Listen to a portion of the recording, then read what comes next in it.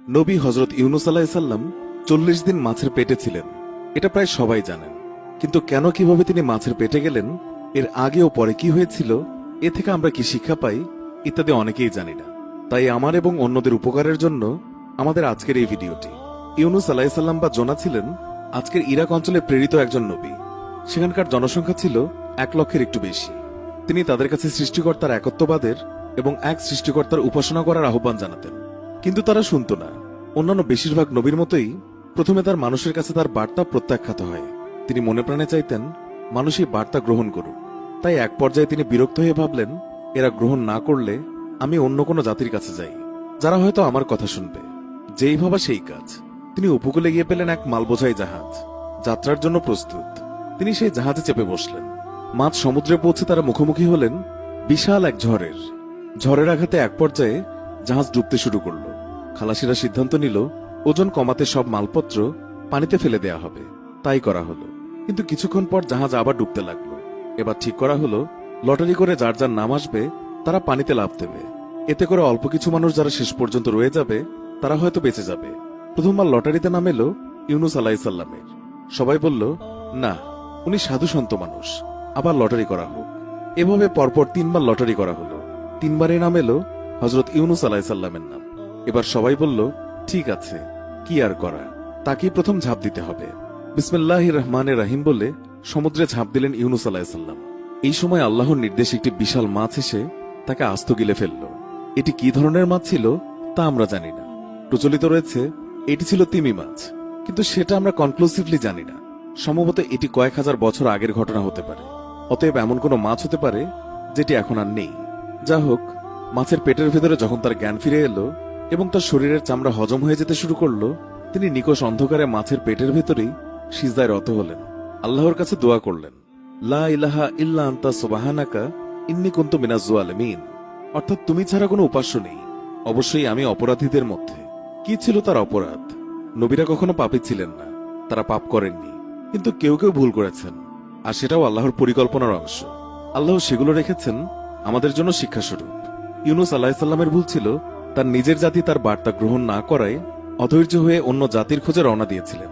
তার উদ্দেশ্য ভালো ছিল, কিন্তু তিনি আল্লাহর নির্দেশ ব্যতি রেখেই সেই সময় রওনা হয়েছিলেন।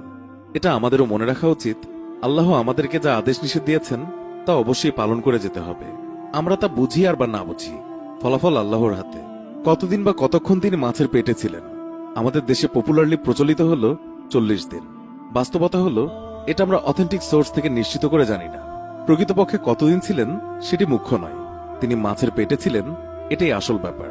কেন, কিভাবে মাছের পেটে গেলেন, কিভাবে উদ্ধার পেলেন, আর মোর ইম্পর্টেন্টলি আমরা এ থেকে কি শিখলাম তা জানাটা মূল কথা।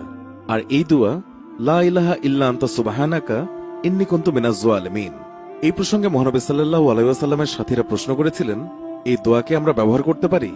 সেই সময় রাসূলুল্লাহ সাল্লাল্লাহু আলাইহি ওয়াসাল্লাম বললেন, কেন নয়? আল্লাহ কুরআনে বলেছেন, ওয়া কাযালিকা নুনজিল মুমিনিন, অর্থাৎ এভাবেই আমি বিশ্বাসীদের রক্ষা করি।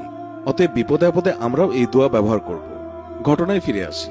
আল্লাহর নির্দেশে তিনি একসময় তীরে এসে পৌঁছালেন। আল্লাহ কেন তাকে রক্ষা করলেন? আল্লাহ বলেছেন, তিনি যদি তাদের মধ্যে থেকে না হতেন যারা সর্বদা আল্লাহকে স্মরণ করে, তাহলে কিয়ামত পর্যন্ত তিনি মাছের পেটেই থাকতেন। আমরাও যদি সর্বদা আল্লাহর সাথে সম্পর্ক বজায় রাখি, বিপদের সময় আমরা আল্লাহকে কাছে পাব ইনশাআল্লাহ। ইউনুস আলাইহিসসালাম অসুস্থ এবং বিবস্ত্র অবস্থায় তীরে এসে পৌঁছালেন। আল্লাহর নির্দেশে ইয়াকতিন নামক গাছ সেই সময় তার পাশে গজিয়ে উঠল। এর ছায়ায় তিনি আশ্রয় পেলেন। গাছের পাতায় লজ্জা নিবারণ করলেন, তার উপশম হল। অতঃপর তিনি আল্লাহর নির্দেশে ইরাকে তার জাতির কাছে ফিরে গেলেন। গিয়ে তিনি বিস্মিত হলেন। তিনি দেখলেন তার ফেলে আসা জাতির সবাই ১০০ ভাগ তার বার্তা গ্রহণ করেছে। কি হয়েছিল? ইউনুস আলাইহিসসালাম তাদের বলেছিলেন তার বার্তা তারা গ্রহণ না করলে আল্লাহর পক্ষ থেকে শাস্তি আসবে। ইউনুস আলাইহিসসালাম যাওয়ার পর বিশাল এক মেঘ তাদের এলাকা ঢেকে ফেলে। তারা পূর্ববর্তী জাতিসমূহের সাজার কথা জানত। তারা বুঝতে পেরেছিল এই সেই আযাব যার কথা ইউনুস আলাইহিসসালাম সাবধান করেছিলেন। এই পর্যায়ে তারা সবাই এক আল্লাহর উপর বিশ্বাস স্থাপন করে এককভাবে তার উপাসনা শুরু করে। অতঃপর আল্লাহ তাআলা আযাব সরিয়ে নেন।